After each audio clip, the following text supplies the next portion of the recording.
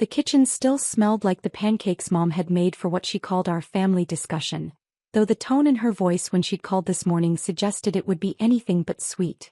I sat at the familiar oak table where I'd done homework as a kid, eaten countless birthday breakfasts, and apparently was now about to be officially disowned by the Peterson family. My father, Robert Peterson, sat across from me in his weekend polo shirt, the one he wore when he wanted to look casual but still authoritative. My older brother Marcus occupied his usual spot to Dad's right, checking his Rolex every few minutes like he had somewhere more important to be. My sister Jennifer sat with her arms crossed, her fresh manicure catching the morning light as she drummed her fingers impatiently against the table. Alexandra, Dad began, using my full name like he was addressing a board meeting. We've called this meeting because we're concerned about your choices. I took a sip of coffee from my chipped mug, the same one I'd been using since college. Pie choices. Your lifestyle, Mom clarified from her position by the sink, where she was aggressively cleaning already clean dishes. It's been 3 years since you graduated and you're still living in that tiny apartment working those odd computer jobs. Freelance web development, I corrected quietly. Marcus snorted. Freelance unemployment is more like it. Do you even have health insurance? I did have health insurance. Excellent health insurance, actually, through the LLC I'd established for my various business ventures. But they'd never asked about the details of my work, too busy assuming I was barely scraping by. The thing is, sweetheart, Dad leaned forward with his best fatherly expression, we've been patient. We understood you needed time to figure things out after college. But this freelance computer thing isn't a real career. Jennifer nodded emphatically. All our friends ask what you do and it's embarrassing. Marcus is a financial advisor with his own firm. I'm a marketing director at Belmont Industries. What am I supposed to say? That my sister sits at home in pajamas all day playing on her laptop. I actually spent most of my time in business casual attire, managing a portfolio of investments that had grown far beyond what any of them could imagine. But their version of my story was more convenient for their narrative. We've made a decision, Dad announced, pulling out a folder thick with documents. It's time for some tough love. Here it comes. I'd been expecting this conversation for months, watching their disapproval grow as they became more convinced I was wasting my life. What they didn't know was that I'd been preparing for this moment almost as long. We're cutting off your allowance, Mom said, finally turning from the sink. No more monthly deposits. No more emergency fund access. You need to understand the real world. I blinked. My allowance? Marcus looked smug. The $800 a month Dad's been sending you. Don't act surprised. We know you've been living off family money while pretending to be independent. That was interesting. I hadn't received money from my parents since my sophomore year of college, when I'd started my first cryptocurrency mining operation in my dorm room. But apparently, Dad had been making deposits to an old account I'd forgotten existed. Furthermore, Dad continued, we've arranged for you to interview at Peterson Financial Services. Marcus has agreed to give you a position in their entry-level program. Very generous of him, I said, keeping my voice neutral. It is generous, Jennifer snapped. Marcus is risking his reputation by hiring someone with no real work experience. The least you could do is show some gratitude. I glanced at Marcus, who was trying to look magnanimous. Peterson Financial Services was the small investment firm he'd started 2 years ago with family money. According to the research I'd done, they had exactly 12 clients and were struggling to maintain profitability in a competitive market. Of course, Dad added, this is contingent on you giving up this computer hobby and committing to a real career path. No more freelance work. No more staying up all night staring at screens. Time to grow up. The computer hobby. If only they knew that my hobby had started with $500 in Bitcoin when I was 19 and had grown into something that would shock them speechless. We're not doing this to be cruel, Mom said, sitting down at the table. We love you, Alexandra. But enabling your delusions isn't helping anyone. My delusions. That was rich coming from a family who thought Marcus's struggling firm and Jennifer's mid-level marketing position made them business experts. So, Dad leaned back with the satisfied expression of someone delivering an ultimatum. What's it going to be? Are you ready to join the real world, or do we need to let you sink or swim on your own? I looked around the table at their expectant faces. Marcus checking his watch again. Jennifer examining her nails. Mom wringing her hands with fake concern. Dad wearing his best disappointed father expression. Before I answer, I said carefully, can I ask what brought this on? Why now? Jennifer rolled her eyes. Because we're tired of making excuses for you. Last week at the Johnsons' charity gala, everyone was talking about their children's careers. I had to pretend I didn't know what you do for work. And the Hendersons keep asking when you're going to settle down with a nice young man, Mom added. How can you find a suitable husband when you don't even have a proper job? Marcus leaned forward. Look, Alex, I've been watching your bank account activity.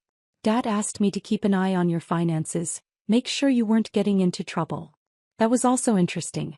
The account they'd been monitoring contained exactly $1,247, mostly from the monthly deposits I'd been unaware of. My actual banking was handled through a complex network of business accounts, investment portfolios, and offshore holdings that Marcus couldn't access even if he knew they existed. Your spending patterns are concerning, he continued in his professional advisor voice. Rent on that cheap apartment, grocery bills, utility payments. You're living paycheck to paycheck on Dad's allowance. It's unsustainable. I almost laughed. The cheap apartment was a penthouse I owned outright in a building I'd purchased 6 months ago.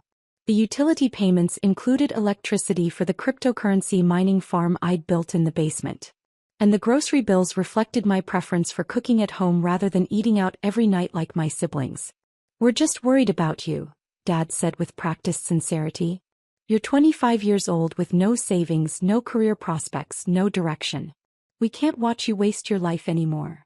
So we're cutting you off, Mom repeated firmly. No more enabling your delusions. I nodded slowly, pulling my phone from my pocket. I understand your concerns. Right then, as if scripted by the universe itself, my phone buzzed with an incoming call. The caller ID read, Patricia Morrison and Associates. Patricia was my accountant, one of the city's top financial professionals who specialized in high-net-worth clients. She handled the complex tax implications of my various investments and business ventures. And she always called with the quarterly portfolio updates on Saturday mornings. Perfect timing. I'm sorry, I said politely, but I need to take this call. It's about my taxes. Dad waved dismissively. Make it quick. We're not finished here. I answered the phone and, after a moment's consideration, pressed the speaker button. Good morning, Patricia. Ms. Peterson, Patricia's crisp professional voice filled the kitchen. I hope I'm not calling too early.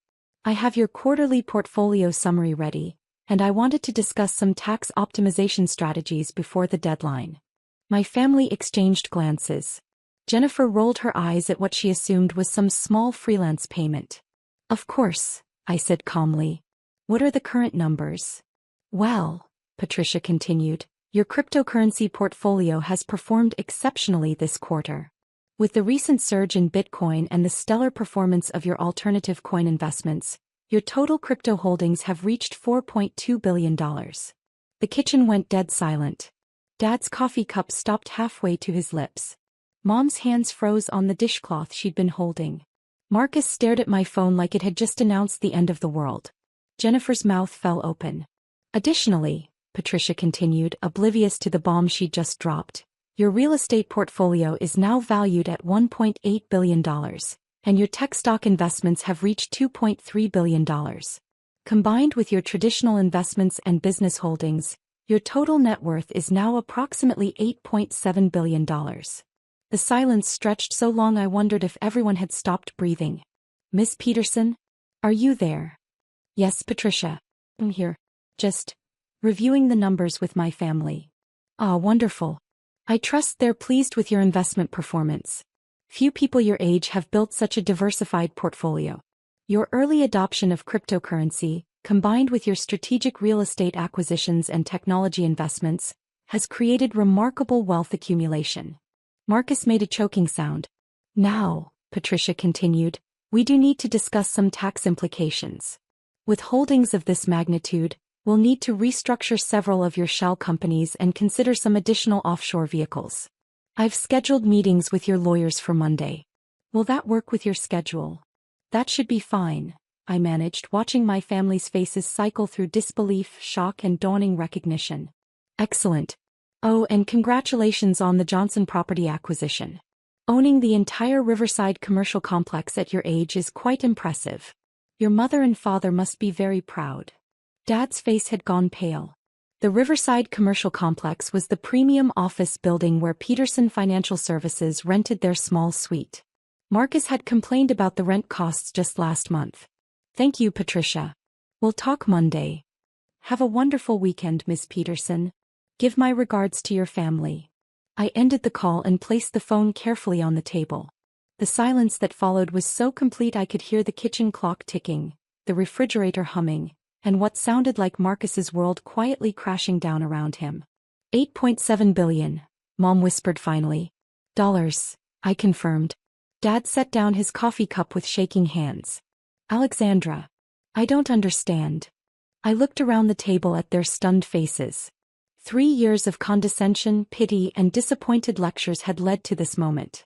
3 years of them assuming I was a failure while I built an empire they couldn't comprehend. What don't you understand, Dad? The money. How?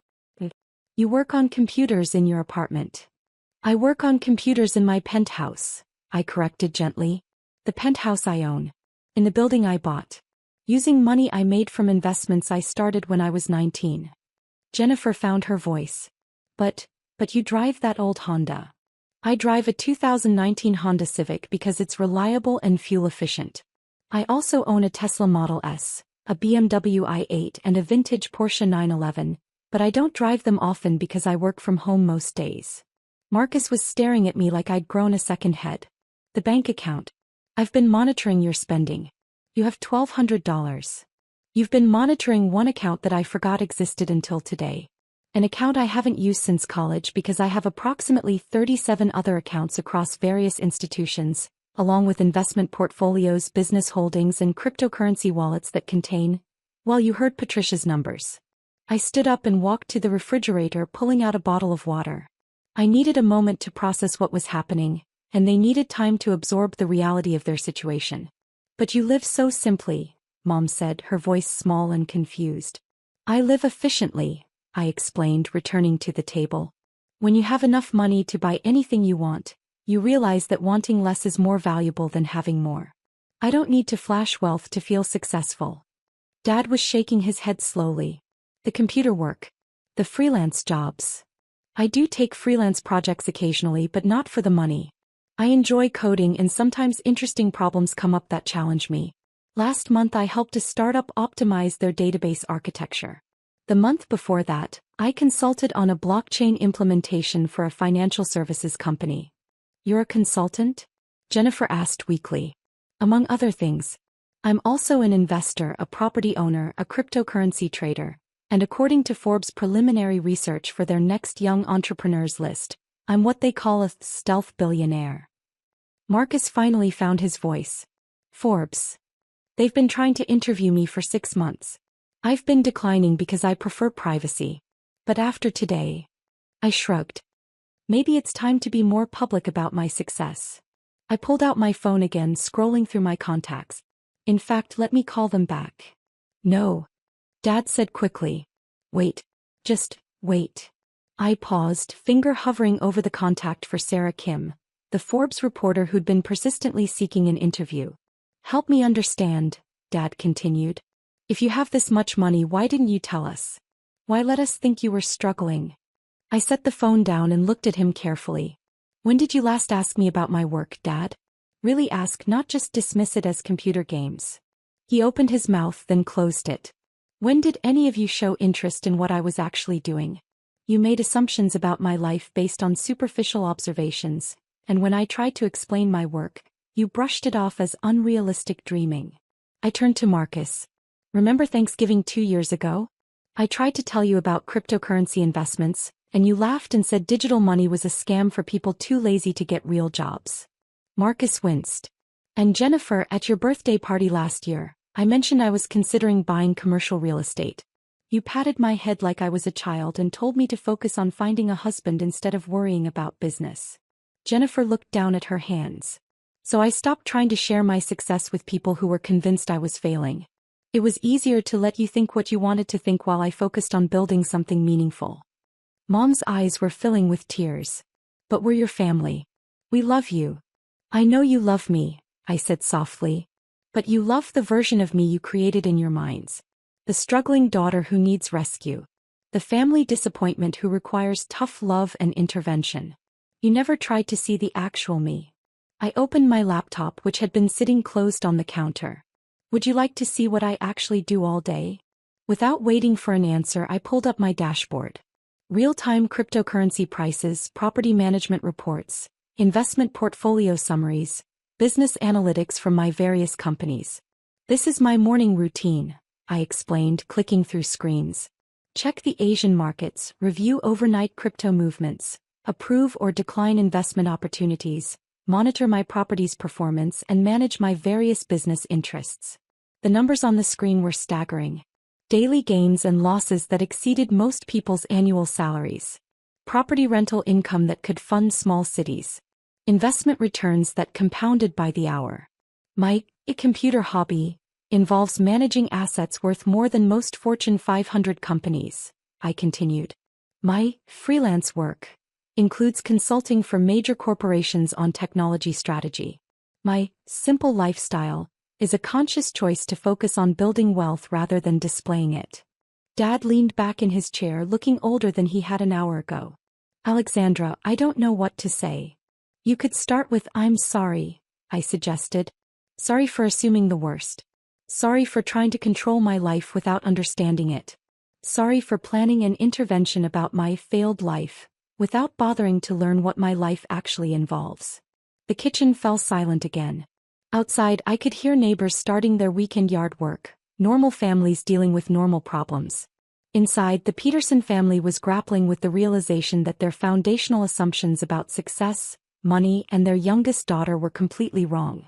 $8.7 billion, Marcus said finally, his voice hollow. Give or take a few $100 million depending on market fluctuations, I confirmed. And you own my building? I own your building, yes. Along with most of the commercial district downtown. It's been a good investment. Jennifer looked up from her hands. Alex, we had no idea. I know, I said. That's exactly the problem. I closed my laptop and sat back down at the table. Now, about this intervention. You wanted to cut me off from my allowance and force me to work for Marcus. Is that still the plan? Dad shook his head slowly. I think we need to reconsider our approach. Actually, I said, I have a counter-proposal. Instead of me working for Marcus, how about Marcus comes to work for me? Marcus's head snapped up. What? Peterson Financial Services is struggling. 12 clients, declining revenue, increasing overhead. You're paying $8,000 a month rent for office space in my building to serve a client base that's not growing. I pulled out my phone and opened a file I'd prepared months ago. I've been watching your firm's performance through public records and market analysis. You're good at the relationship side of financial services, but you lack the technical expertise and capital backing to compete with larger firms.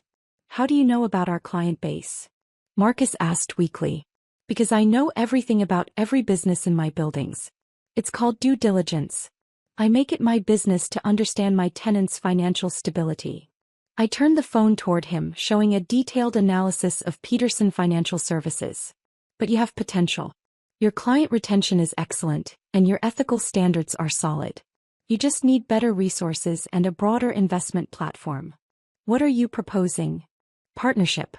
I provide the capital backing, advanced technology platform, and access to institutional-grade investment opportunities.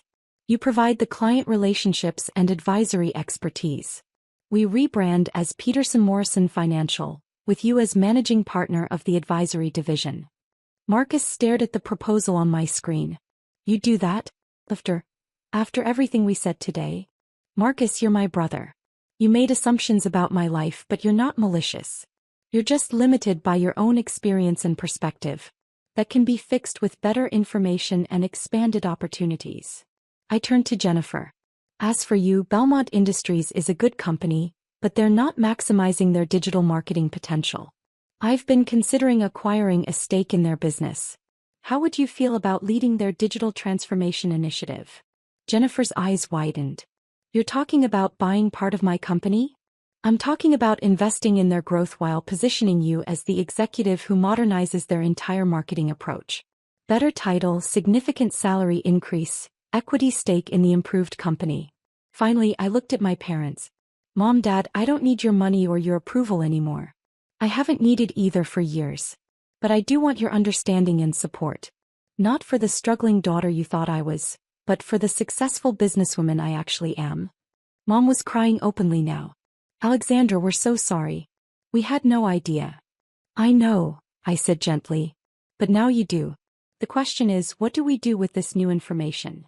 Dad cleared his throat. What do you need from us? Respect, I said simply. Acknowledgement that I know what I'm doing. Trust that my choices are informed and deliberate, even when you don't understand them. And maybe, just maybe, some curiosity about what I'm actually building instead of assumptions about what I'm failing to achieve. Can you forgive us? Mom asked. I smiled, the same quiet smile I'd inherited from her. Mom, there's nothing to forgive. You acted based on the information you had. Now you have better information. What matters is what you do next. Marcus looked up from the phone where he'd been reading my partnership proposal. Alex, this is incredibly generous. Why would you offer this after the way we've treated you? Because that's what family does, I said. Real family supports each other's success, even when that success comes in forms they didn't expect. I stood up and walked to the kitchen window, looking out at the neighborhood where I'd grown up. Besides, building wealth is only meaningful if you can share it with people you care about. I've proven I can make money. Now I want to prove I can use it to create opportunities for others. Jennifer joined me at the window. I feel like we don't even know you. You know me, I said. You just didn't know what I was capable of. There's a difference. Will you teach us, she asked quietly, about investing, about business, about all of this? I turned to look at my family, gathered around the kitchen table where we'd shared thousands of meals and countless conversations.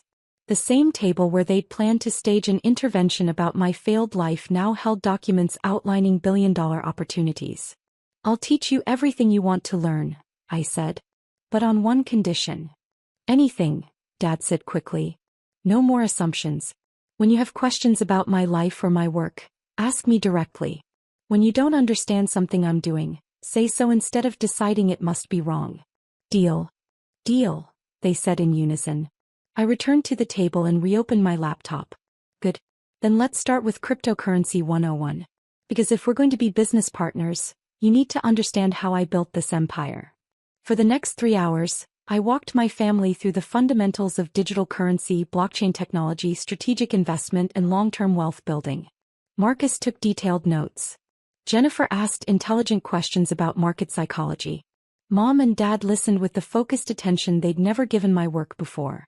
By afternoon, we'd outlined partnership agreements, investment strategies, and a family business structure that would leverage everyone's strengths while capitalizing on my resources and experience.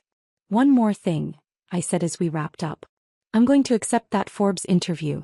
And when they ask about my family, I'm going to tell them about how you supported my unconventional path, even when you didn't understand it. Marcus looked confused. But we didn't support you. We tried to shut you down. Today you tried to shut me down, I corrected. But tomorrow you're going to start supporting me. And by the time the article comes out, it'll be the truth. That evening, I sat in my actual apartment, the penthouse I'd bought 2 years ago, reviewing the day's events. My phone had been buzzing with messages all afternoon. From Marcus, reviewed the partnership terms. This is incredible. When do we start? From Jennifer, spoke with my boss about the digital transformation project. He's very interested in meeting with you. From Mom, honey, we're so proud of you. We should have seen this sooner. From Dad, I've been reading about cryptocurrency for the past 3 hours. My head hurts, but I'm starting to understand. Thank you for being patient with us. I smiled, looking out at the city skyline. The lights of downtown twinkled below, many of them illuminating buildings I owned, businesses I'd invested in, properties I'd developed. The intervention they'd planned to save me from my failed life had instead revealed that their assumptions about failure and success needed serious revision. My phone rang. Sarah Kim from Forbes. Miss Peterson, she said when I answered. I heard through the financial community that you might be ready for that interview. Yes, I said, settling into my favorite chair with a view of the city. I think it's time to tell my story. Wonderful. Our readers are fascinated by young entrepreneurs who build wealth through non-traditional paths. What would you say is the most important lesson you've learned? I thought about the kitchen table conversation, about 3 years of family dinners where they pitted my choices while I quietly built an empire. Success isn't about meeting other people's expectations, I said finally. It's about exceeding your own. And sometimes the biggest risk isn't failing publicly, it's succeeding privately while everyone assumes you're failing. That's fascinating. Can you elaborate? I looked out at my city, thinking about the family who'd spent years trying to save me from a life I'd never actually been living. Sometimes, I said, the best revenge isn't proving people wrong. It's building something so extraordinary that being wrong becomes the least of their concerns. As I settled in for a long interview about cryptocurrency, strategic investment, and the future of digital wealth, I couldn't help but smile. The failed life they'd tried to save me from had never existed. But the successful life I'd built in secret? That was just getting started. 3 months later, the Forbes article hit newsstands with my photo on the cover and the headline, "The 25-year-old who built a $9 billion empire while her family planned an intervention." By then, Peterson Morrison Financial had doubled its client base. Jennifer was leading the most successful digital transformation in Belmont Industries history, and my parents had become surprisingly savvy cryptocurrency investors. The kitchen table where they'd tried to cut me off from my allowance now hosted weekly family business meetings where we planned new ventures, reviewed investment opportunities, and celebrated each other's success. And every Saturday morning when Patricia called with the quarterly portfolio updates, I made sure to put her on speaker. After all, some habits are worth keeping. I always knew this day would come. Sitting in my childhood home's formal dining room, watching my father pace near the antique sideboard, I could practically recite the lecture before it began. The emergency family meeting text had arrived yesterday, perfectly timed after my sister Olivia's partnership announcement at Morrison & Sterling, the city's most prestigious law firm. Mom had arranged everything with her usual precision. The good china gleamed, crystal glasses caught the late afternoon light, and family members were positioned like chess pieces. Dad at the head of the table, his Morgan Stanley managing director posture perfect. Mom to his right, wearing her concerned expression along with her Cartier necklace. Olivia beside her, practically glowing in her Channel suit. Uncle Robert, Dad's older brother and senior partner at his own investment firm, sat across from me, already shaking his head disapprovingly. "Catherine," Dad began, using my full name. Never a good sign. "We've gathered everyone here because we're worried about your situation." He spat out the last word like it tasted bitter. I adjusted my simple black blazer, a deliberate choice, like everything else about my appearance today. No designer labels, minimal makeup, my Harvard MBA class ring conspicuously absent. Let them think I couldn't afford better. It made what was coming so much sweeter. "Your sister made partner at 32, Dad continued, gesturing to Olivia, who managed to look both sympathetic and superior. "Youngest female partner in the firm's history. While you," he waved his hand vaguely, "play entrepreneur with some tech startup nobody's heard of." Mom reached for her wine glass. "Darling, we just want to understand. You had such a promising career at Goldman. Vice president at 28. On track for managing director. Then you just walked away. To build apps," Uncle Robert interjected, making apps sound like a communicable disease. 3 years of watching you waste your potential. Your trust fund, which you froze, I reminded him quietly. "For your home good," he thundered.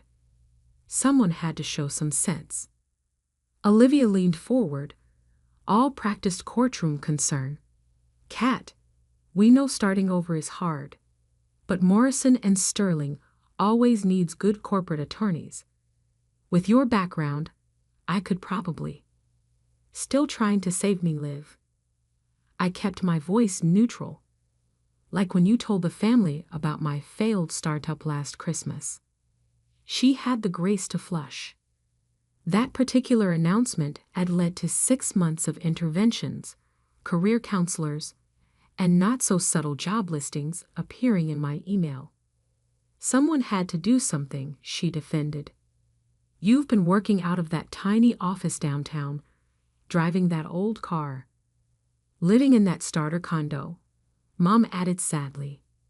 We just want you to have the life you deserve.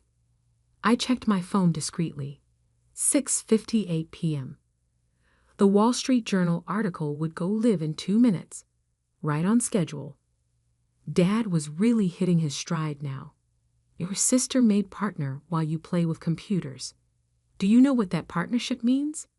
7 figures base, bonuses, corner office, real success. And what exactly do you have to show for these 3 years? Uncle Robert demanded. What does your company even do?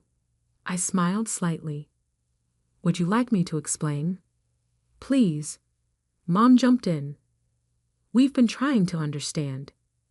Actually, I said, I think the Wall Street Journal might explain it better. Mom's phone buzzed. She glanced down automatically, then froze. The color drained from her face. Margaret? Dad frowned. What is it? She turned the phone around shakily. There on the screen was the headline they'd all been too busy judging me to notice coming. QUNTUMSOAUDTIONS valued at $4 billion AFTRLATEST UNDIGROUND. Tech's newest unicorn revolutionizes AI security. My company's logo filled the screen. Below it, my professional headshot and the caption. Catherine Mitchell, 31, founder and CEO of Silicon Valley's most secretive success story. The room went completely silent. That's... Uncle Robert grabbed the phone. This must be a mistake. No mistake, I said calmly. Though that valuation is a bit outdated. After this morning's acquisition, we're closer to $6 billion. Olivia's perfect composure cracked. $6 billion? Would you like to know what my company actually does now? I pulled out my tablet, watching their faces as the reality slowly sank in. Or should we discuss how my playing with computers just revolutionized cybersecurity? Dad sank into his chair, face ashen. But you never said anything. I met his eyes steadily. You never asked. You were too busy planning my intervention to notice my success. Mom's phone started buzzing continuously as notifications poured in. The story was being picked up by other outlets. Soon, every financial news network would be running it. I don't understand, Olivia whispered. All this time, I confirmed. I've been building something revolutionary. That tiny office downtown is actually the smallest space in a building I own. That starter condo is the penthouse at the Morrison. And that old car is a deliberate choice, because true success doesn't need to show off. Uncle Robert was still staring at the phone, scrolling frantically. The board, the investors, include 3 Fortune 500 CEOs and the world's largest tech venture fund, I supplied. We kept things quiet while developing the technology. Security reasons, you understand. The article was detailing exactly what my company had created, an AI-driven quantum security system that made existing encryption obsolete. Every major tech company, government agency, and financial institution would need our technology, and I owned 51% of the company. Dad looked like he'd been punched. Why didn't you tell us? I stood up, smoothing my simple blazer. Because sometimes the best success comes when people underestimate you. Now, if you'll excuse me, I have a video interview with Bloomberg in an hour. They're doing a special on disruptive tech leaders. As I headed for the door, Mom found her voice. Catherine, wait, please. I turned back. Oh, and Liv? Congratulations on making partner. 7 figures is impressive. I smiled. Let me know when you're ready to discuss real numbers. The last thing I saw as I left was Olivia's face as she did the math on my net worth compared to her partnership compensation. Some victories don't need words. Outside, a sleek black car waited to take me to the studio. My phone buzzed with a message from my COO. Stocks up 30% pre-market in Asia. Ready to change the world. I smiled, thinking of the shocked faces I'd left behind. Always ready. After all, success is the best revenge, especially when nobody sees it coming. The Bloomberg studio lights were harsh, but I remained perfectly composed. The host, Michael Jensen, leaned forward with practiced intensity. So, Catherine Mitchell, the tech world's newest billionaire. Or should I say, its best-kept secret. How does someone build a $6 billion company without anyone noticing? I smiled, knowing my family was probably watching. Success doesn't need an audience, Michael. It needs focus.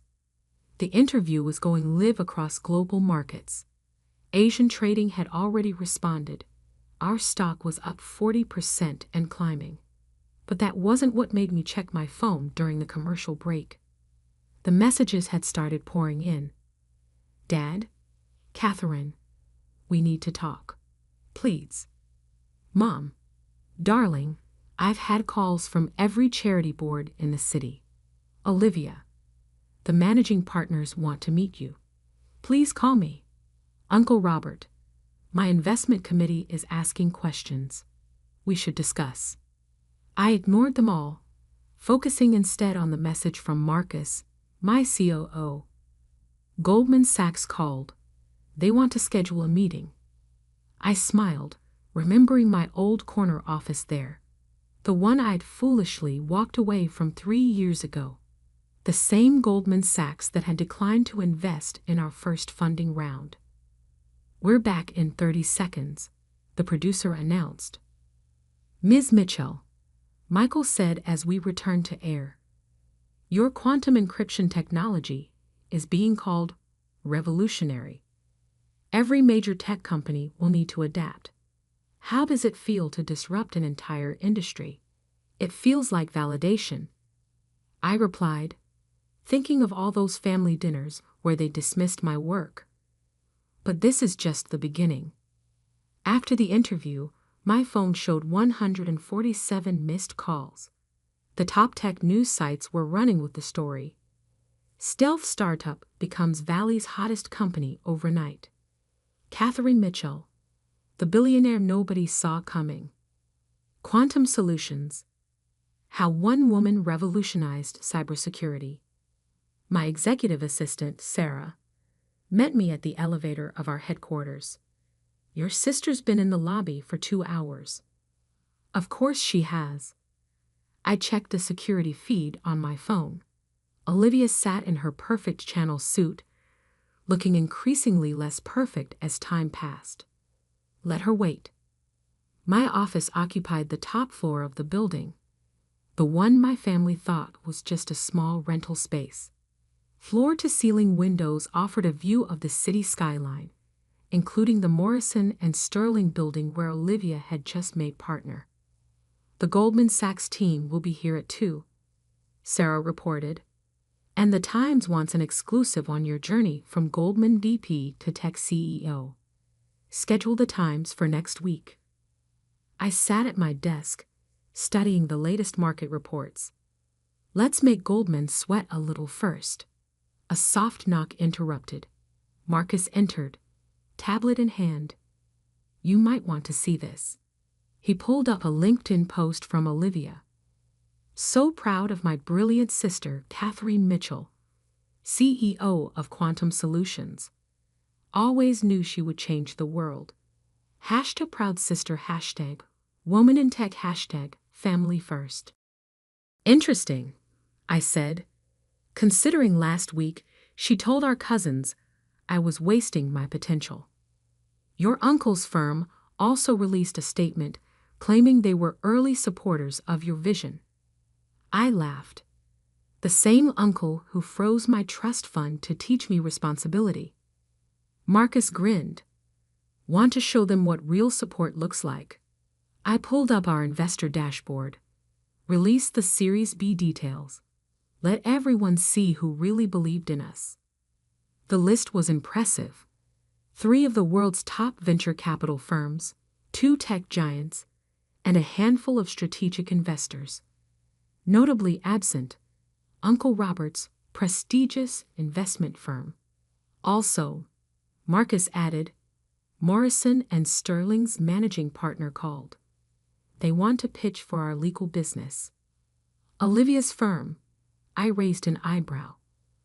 Let me guess, they suggested her as lead counsel. Said she'd give us the family discount. I shook my head. Schedule meetings with their top 3 competitors instead.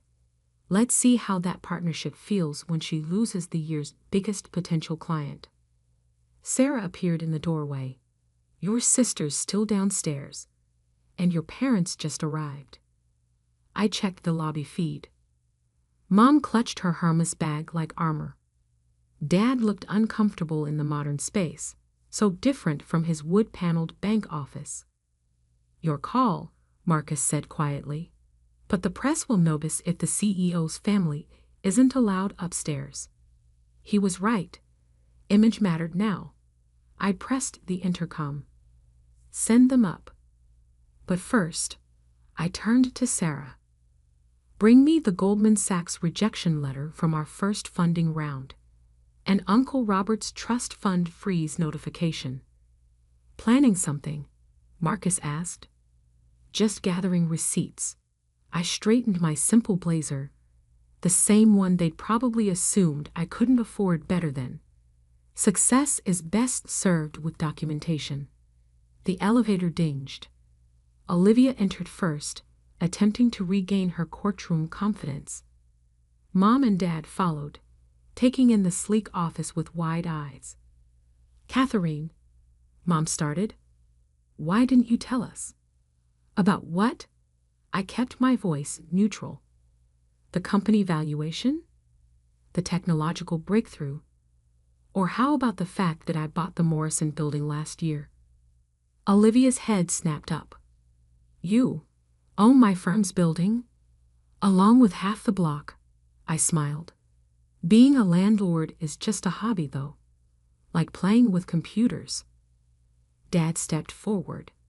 Sweetheart, we were wrong. We should have supported. Should have. I cut him off. Like when you supported Olivia's career, funded her law school, celebrated every promotion. I pulled out the trust fund freeze notification. Or like when Uncle Robert decided I needed to learn responsibility. Mom sank into a chair.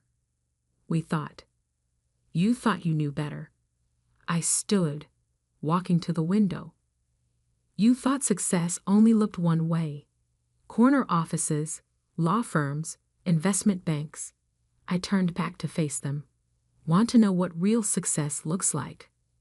I pressed a button, and the glass wall behind my desk turned transparent, revealing a massive workspace filled with engineers, developers, and researchers. That's what $6 billion of success looks like. 200 brilliant minds creating the future of cybersecurity. And not one of them cared what car I drove or where I lived. They cared about the vision. Olivia found her voice. The partners wanted me to discuss our firm's services, already scheduled meetings with your competitors. I watched her face fall. Might affect those partnership bonuses, I imagine. But "We're family," she protested. "Family?" I picked up the Goldman Sachs rejection letter. Family would have asked what I was building, would have believed in me without needing the Wall Street Journal's validation. Dad stepped forward. "We can fix this. Start over." "Fix what?" I raised an eyebrow. My successful company? My majority ownership? Or the fact that your failing daughter now has more net worth than your entire family combined? The silence was heady. Now, I checked my watch. I have a meeting with Goldman Sachs. Apparently, they're very interested in working with us now. "Catherine, please." Mom tried one last time. "Come to dinner. Let us make this right." I looked at them. Really looked at them. Mom's practiced polish showing cracks. Dad's authority deflated. Olivia's perfect world shaken. "I have a better idea," I said finally. "Next week, I'm speaking at the World Tech Summit. Thousands of attendees, global media coverage. You're welcome to watch," from the audience. They got the message. Success had changed everything, including who now held the power to extend or withhold invitations. As they left, Marcus returned with more updates. Our stock was still climbing. Interview requests were flooding in. The biggest names in tech wanted meetings. "Ready for the Goldman pitch?" he asked. I smiled, thinking of my old boss who'd questioned my decision to leave. "Oh yes, let's show them what they missed out on." Because success isn't just about proving others wrong. It's about proving yourself right. And I was just getting started. The World Tech Summit main stage was everything I'd imagined during those long nights coding in my tiny office.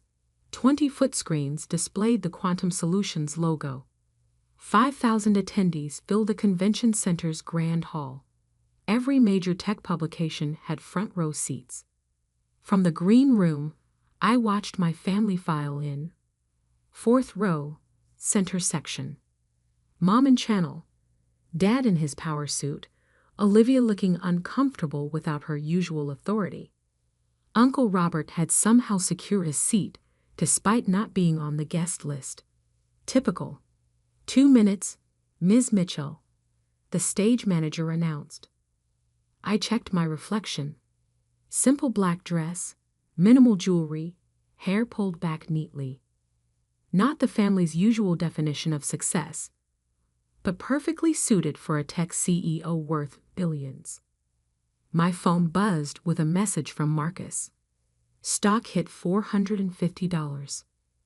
Up 180% since WSJ article.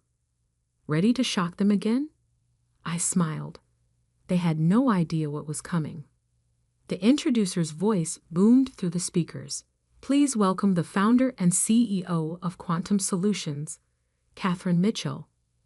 The applause was thunderous. I walked out, command and confidence in every step. The screens behind me lit up with our latest technology demonstration. 3 years ago, I left a prestigious banking career to pursue what my family called a dream. Today, that dream is valued at $8 billion. I saw Dad flinch at the number, higher than what they'd read in the press. But this isn't a story about money. It's about vision. While others saw encryption as a wall, we saw it as a door, a quantum door. The screens displayed our technology in action. The audience gasped as we demonstrated how traditional security systems fell before conventional attacks, while our quantum shield remained impenetrable. This morning, I continued, I'm pleased to announce that Quantum Solutions has been selected by the Department of Defense for a $12 billion security infrastructure contract. The room erupted. Photographers' flashes lit up like lightning. In the 4th row, Mom grabbed Dad's arm. Olivia's jaw dropped. Additionally, I smiled, knowing this would hit home. We've acquired Morrison Digital Securities. Olivia's head snapped up. Her law firm's biggest client, gone in one sentence. But perhaps most significantly, I paused, savoring the moment. We've established the Mitchell Innovation Foundation with a $500 million endowment to support young entrepreneurs who, like me, have a vision others might not understand. The screens show the foundation's first initiative: full scholarships for women in tech, specifically those who'd been told they couldn't succeed. As I outlined our plans for global expansion, I watched my family's reactions. Dad's proud smile, too late to claim credit. Mom's tears, realizing what she'd missed. Olivia's rapid texting, probably to her panicking law partners. After the presentation, the press swarmed. "Ms. Mitchell, how does it feel to be called the next Steve Jobs? Is it true you're now the youngest self-made female billionaire in tech?" Any response to rumors about a potential Goldman Sachs merger? I handled each question with practiced ease, watching my family hover at the edges of the crowd. They'd have to wait, just like everyone else. Hours later, in my office, Sarah brought in the afternoon's headlines. Quantum Solutions lands historic defense contract. Catherine Mitchell, the woman who revolutionized security, tech's new queen. How one CEO changed the game. "Your family's still in the building," she reported. "Your sisters tried to get past security 3 times." I walked to the window, looking out at the city I now partially owned. Send them up. It's time. They entered like chastened children, not the power players they'd been just days ago. "That was," Dad started. "Revolutionary?" I supplied. "World-changing? Or just playing with computers?" Mom stepped forward. "We were wrong, Catherine. So wrong." "Yes," I agreed simply. "You were." "The foundation," Olivia said. "That's impressive." "It's necessary," I corrected, "so other women don't hear no from the people who should support them most." Uncle Robert cleared his throat. "About the trust fund is still frozen." I cut him off. "And will remain so. I'm doing quite well without it." "Catherine," Dad tried again. "We want to be part of this, part of your success." I turned to face them fully. "My success happened without you, happened despite you. The time to be part of it was 3 years ago, when I needed support, not now, when I've proven everyone wrong." "Then why let us come today?" Olivia asked quietly. "Because success isn't about revenge," I said. "It's about growth. You needed to see that the daughter you dismissed changed the world.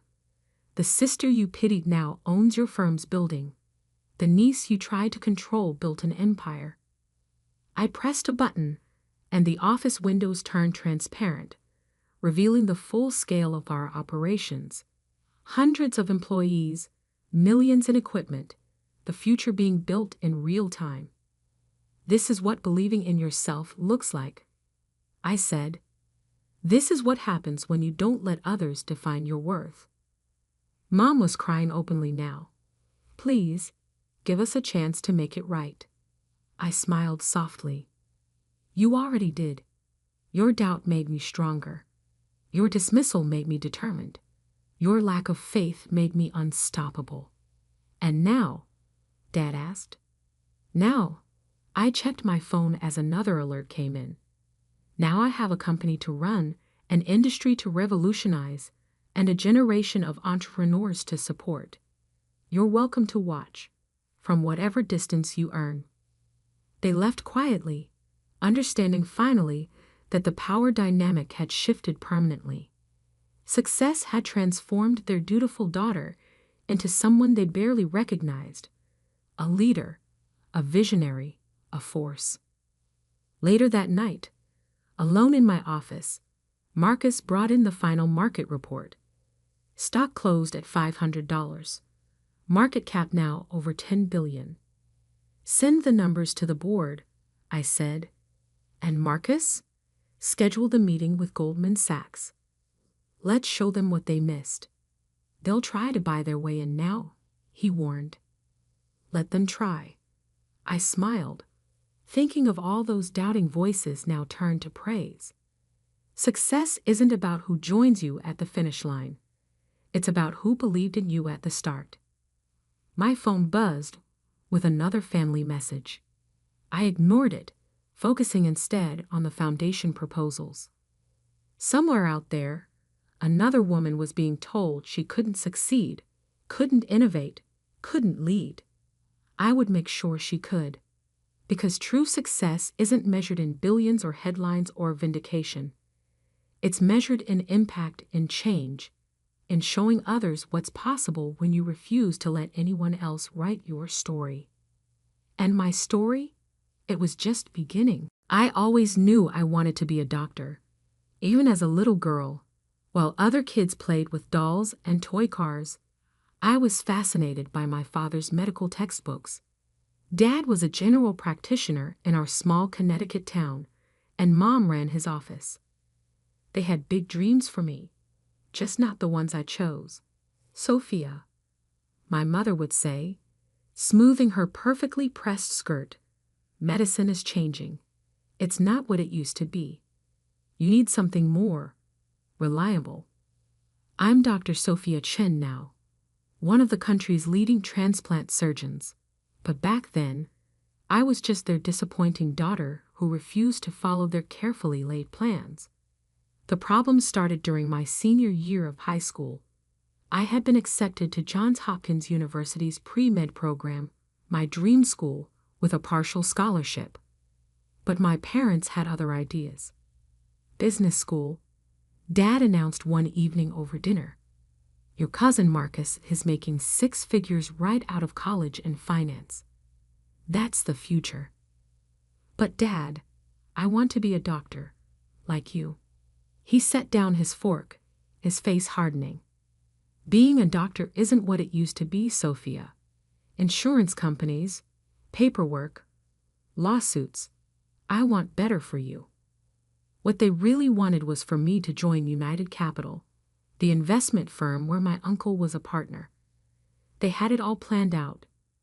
I would get my MBA, work my way up through the company, and eventually take over my uncle's position.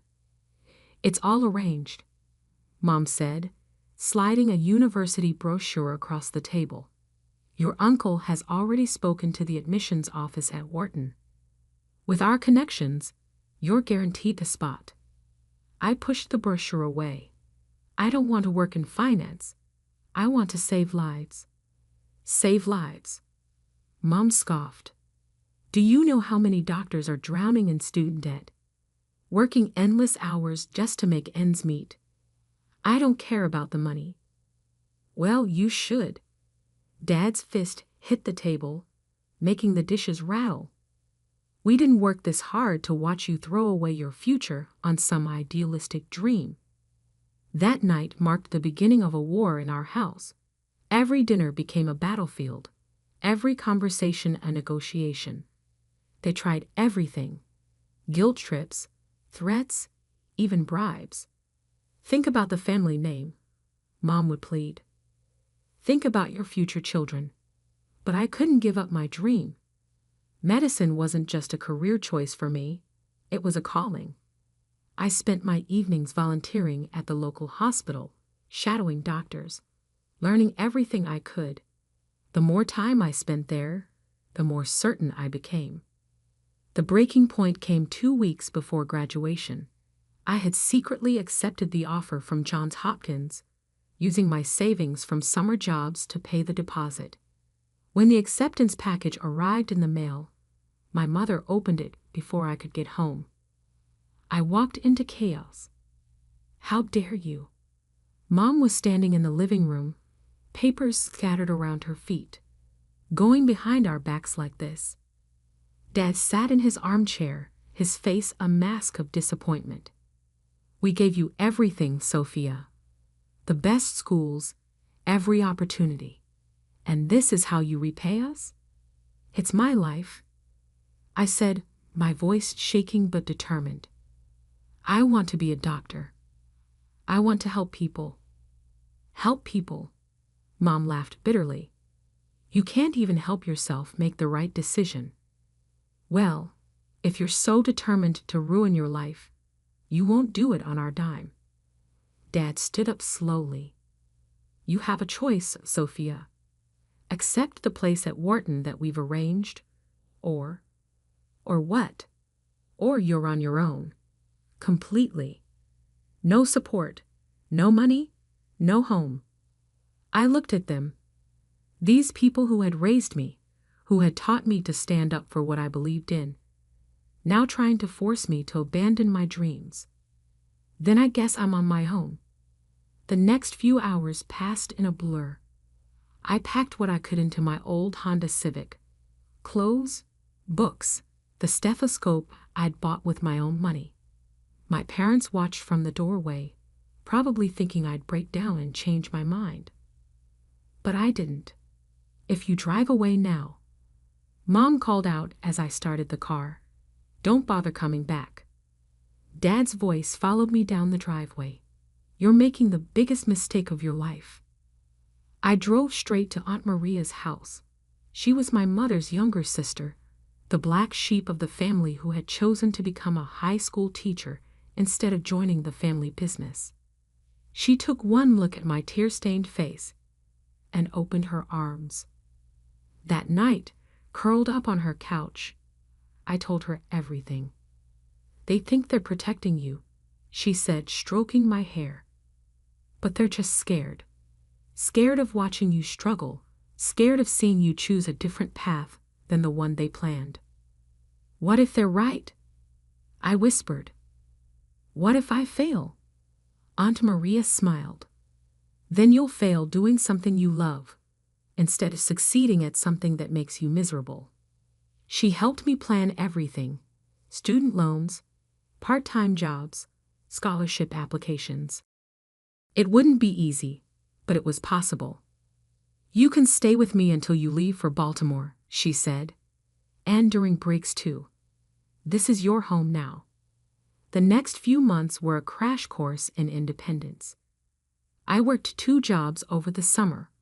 Mornings at a coffee shop, evenings at the hospital gift shop. Every penny went into my college fund. My parents didn't call. Not when I graduated high school. Aunt Maria cheered loud enough for 3 people. Not when I packed up for college. Not even on my birthday. But as I drove away from Connecticut toward Baltimore, toward my future, I felt lighter than I had in years. Sometimes being cut off is really being set free. I just didn't know then that 12 years later, they would need me more than I ever needed them. Medical school was everything I dreamed of and harder than I ever imagined. While most of my classmates had family support, both financial and emotional, I worked my way through every semester. Between classes, clinical rotations, and part-time jobs, sleep became a luxury I rarely enjoyed. My first year at Johns Hopkins, I lived in the smallest apartment I could find. Really just a converted garage with a hot plate and a shower that barely worked. But it was mine, earned with my own money. I still remember my first day in an anatomy lab. Standing over the cadaver, I felt a mix of awe and determination. This was where I belonged. While other students flinched or turned green, I was fascinated. My lab partner, Michael, noticed. "You're different," he said during our lunch break. "Most people are just trying not to throw up on their first day." I shrugged. This is why I'm here, to understand how to fix people. Michael became my first real friend in medical school. He came from old money. His family had a wing named after them at 3 different hospitals. But he never made me feel less for having to work my way through school. "You're crazy," he'd say, finding me studying in the library at 2 a.m. after my shift at the campus cafe. Let me help. My trust fund is just sitting there. But I always refused.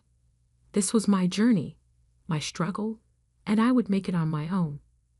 During my second year, I discovered my calling. Dr. Sarah Martinez, the head of transplant surgery, gave a guest lecture that changed my life. She showed us a video of a heart transplant she performed, the intricate dance of removing a failing organ and replacing it with one that could give someone a second chance at life. After class, I gathered my courage and approached her. Dr. Martinez, I'd love to learn more about transplant surgery. She looked at me thoughtfully. It's the hardest specialty to get into. Long hours, high stress, constant on-call. Most students run the other way. I'm not most students. Something in my voice must have convinced her. She offered me a research position in her lab. Unpaid, of course, but invaluable experience. I took it without hesitation, even though it meant picking up extra weekend shifts to make up for the time I'd spend in the lab. Meanwhile, life went on back home. Aunt Maria kept me updated about my parents, though I never asked. Dad's practice was doing well. Mom had joined the hospital board. My cousin Marcus, their shining example of success, had made junior partner at United Capital. They ask about you, Aunt Maria would say during our weekly phone calls.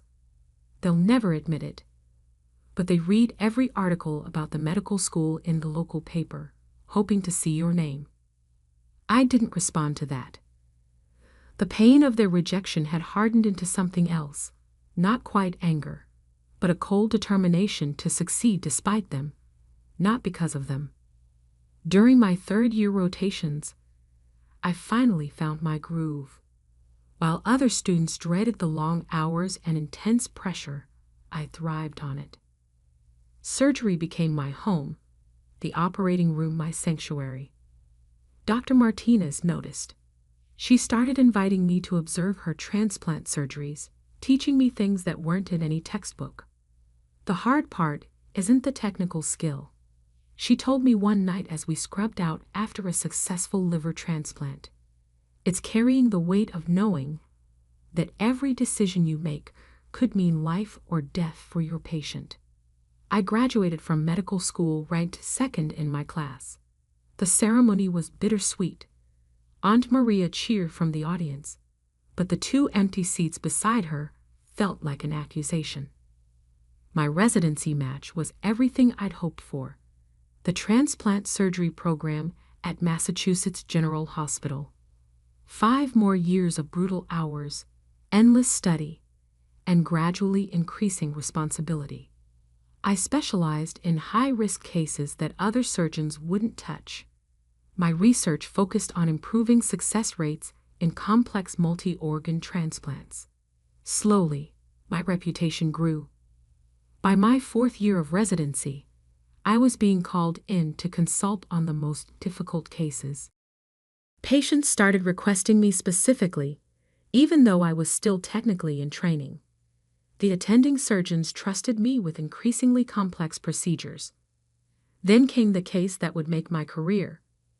Emma Collins was 8 years old, suffering from a rare genetic condition that was causing multiple organ failure.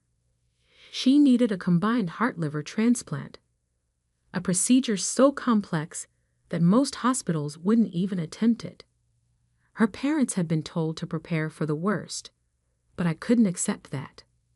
I spent weeks researching her case, developing a new surgical approach that might work. Dr. Anderson, the chief of surgery, listened to my proposal with growing interest. "It's never been done quite this way," he said, studying my diagrams. "But theoretically, it could work. Let me try." I pleaded. "She deserves a chance."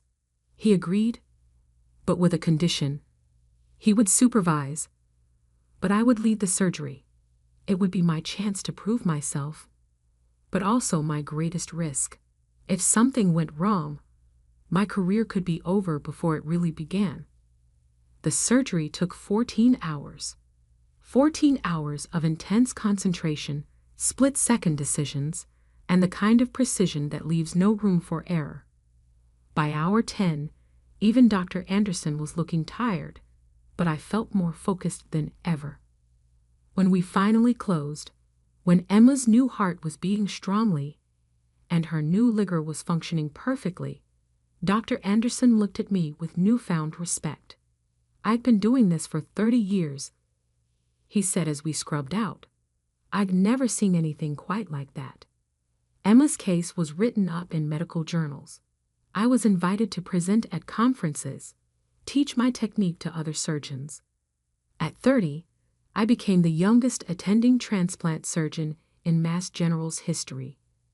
My parents must have read about it. The medical community isn't that large, and success stories like Emma's make news, but they never reached out. I told myself it didn't matter.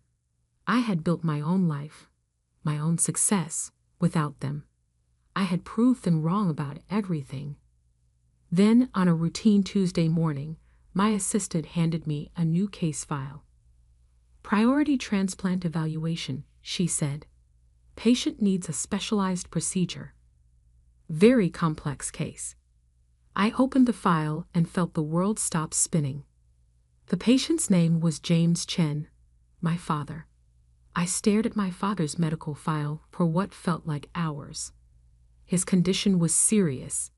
End-stage liver disease complicated by a rare vascular disorder. He needed a specialized type of transplant that only a handful of surgeons in the country could perform. I was one of them. The irony wasn't lost on me. The career path they had so thoroughly rejected was now their only hope. According to the file, they had been referred to Mass General by their local hospital. They probably had no idea I worked here. "Dr. Chen." My assistant's voice snapped me back to reality. "The patient's initial consultation is scheduled for tomorrow at 9 a.m. Should I reassign the case?" I thought about it. I could easily pass this to another surgeon, avoid the confrontation altogether. But something in me, maybe pride, maybe that last stubborn thread of daughterly duty, made me shake my head. No, keep it on my schedule. That night, I barely slept. I reviewed his case over and over, though I had memorized every detail at first glance. The surgery he needed was one I had pioneered, a modified approach to liver transplantation for patients with complicated vascular issues. Without it, his chances of survival were less than 20%. At 8:55 the next morning, I stood outside my office, heart pounding. Through the window, I could see them sitting in the consultation room. My father, noticeably thinner than I remembered, and my mother, her hair now streaked with gray. I took a deep breath and opened the door. "Good morning. I'm Dr. Sophia Chen." The silence that followed was deafening. My mother's hand flew to her mouth. My father's face went pale, then flushed. For a moment, we all just stared at each other, 12 years of absence hanging between us like a physical thing. "Sophia." My mother's voice was barely a whisper. "Hello, Mom." I kept my voice professional as I sat down behind my desk. "I've reviewed your case thoroughly, Dad. The situation is serious, but there are options we can discuss. You're the specialist they referred us to." My father sounded dazed. "Yes, I developed the surgical technique you need. Currently, I'm one of only 3 surgeons in the country qualified to perform it." My mother started crying silently. My father just stared at me, seeing for the first time the doctor I had become, the doctor they had tried to prevent me from being. I walked them through the procedure, explaining every detail with clinical detachment. Inside, my emotions were chaos, but outwardly, I maintained my professional composure. The success rate for this procedure, with me as primary surgeon, is 94%, I concluded. Without it, your prognosis is poor. The choice, of course, is yours. My father cleared his throat. You're really the best option I have? Yes, and as your doctor, I recommend proceeding with the surgery as soon as possible. As your daughter, I paused, the word feeling strange on my tongue. That's more complicated. Sophia, my mother reached across the desk, trying to take my hand. I pulled back slightly. We were wrong, so terribly wrong. Yes, you were. I kept my voice steady. You kicked me out for wanting exactly this, to be a doctor, to save lives. And now here we are. We thought we were protecting you, my father said softly. No, you thought you were controlling me. There's a difference. I stood up, gathering my papers. I'll give you time to think about your options. If you decide to proceed with me as your surgeon, my office will handle all the arrangements. If you prefer to seek treatment elsewhere, I can refer you to the other qualified surgeons, though their waiting lists are significantly longer. As I reached the door, my father called out, Sophia, wait. I turned back. I'm sorry, he said, his voice breaking. We're both so sorry. For a moment, I saw him not as my patient or as the father who had rejected me, but as a man facing his own mortality while confronting the magnitude of his mistakes. I know, I replied softly. But right now, that's not what matters. What matters is saving your life. We can deal with everything else after. The surgery was scheduled for 2 weeks later. During that time, my parents tried several times to have personal conversations with me, but I maintained professional boundaries. I couldn't be both their daughter and their doctor, not yet. The morning of the surgery, my father looked scared for the first time I could remember. Sophia, he caught my hand as they were preparing to take him to the operating room. If something goes wrong, nothing will go wrong, I said firmly. I'm the best at what I do, and I don't fail. The surgery took 11 hours. Every cut, every suture was perfect. I wouldn't accept anything less. When I finally walked out to the waiting room, my mother practically collapsed with relief at my smile. The surgery was successful. I told her, he's stable and the new liver is functioning well. She hugged me then, and for the first time in 12 years, I let her. During my father's recovery, we slowly began to rebuild our relationship.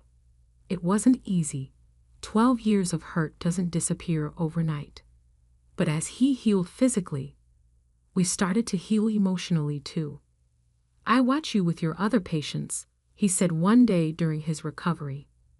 You were born for this. We were such fools to try to stop you. 6 months after the surgery, I invited them to my office again, not as patients this time, but as parents. I showed them my awards, my published research, the thank you letters from patients I'd saved. You did all this despite us, my mother said, tears in her eyes. No, I corrected her. I did it because of me, because it's who I was meant to be. Looking back now, I realize that sometimes the hardest person to operate on is yourself. Cutting away the anger, transplanting forgiveness in its place. My parents and I will never have the relationship we might have had if they had supported me from the beginning. But we have something different now. Something built on respect, understanding, and the recognition that sometimes the best thing parents can do is let their children find their own path. I still keep my father's patient file in my desk drawer, not as a reminder of their rejection, but as proof that life has a way of bringing things full circle. They kicked me out for wanting to be a doctor. and being a doctor gave me the power to save my father's life. Sometimes the best revenge isn't proving someone wrong, it's proving yourself right. Last week, a young intern came to me, torn between her passion for surgery and her family's pressure to choose a different specialty. My parents say surgery is too demanding, that I'll never have a normal life, she told me, reminding me so much of myself at her age. I shared my story with her, showing her that sometimes the hardest path is the right one. Because that's the real legacy I want to leave. Not just as the surgeon who pioneered new techniques or saved countless lives, but as someone who proved that you should never let anyone else define your dreams. Even now, when I stand in the operating room preparing to save another life, I think about that 18-year-old girl who drove away from home with nothing but a dream. She was right all along. Sometimes being cut off is the first incision in becoming who you're meant to be.